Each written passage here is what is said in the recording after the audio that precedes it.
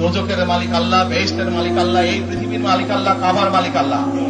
আরে ভাই, যেটার মালিক আল্লাহ সেটা কি অন্য কেউ দেওয়ার ক্ষমতা রাখে? রাখে না।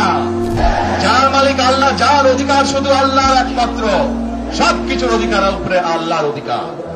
আল্লাহকে রিজিকদাতা হিসাবে মানে, আল্লাহকে পালনকর্তা হিসাবে মানে, আল্লাহকে আসমান জমিনের পরিচালক হিসাবে মানে, কিন্তু আল্লাহকে রাষ্ট্রের পরিচালক, একমাত্র পরিচালক, একমাত্র আইনদাতা, চূড়ান্ত সার্বভৌম শাসনকর্তা হিসাবে আল্লাহকে মানে না।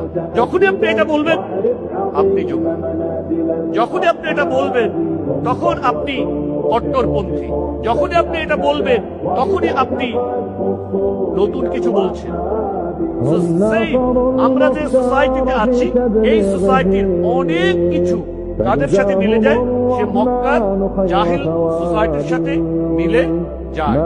সুতরাং আমরা যখন বলি এক আল্লাহ আমাদের বিশ্বাসের প্রধান জায়গা, ঠিক আছে, প্রথম, তখন আমাদেরকে বুঝতে হবে এই এক আল্লাহ শুধু এক আল্লাহকে জানা নয়, শুধু এক আল্লাহকে স্বীকৃতি দেওয়া নয়। আল্লাহ আপনার স্বীকৃতির অপেক্ষায় নেই। আল্লাহ আপনি স্বীকৃতি দিলেন না দিলেন তাতে আল্লাহ কিচ্ছু আসে যায় না।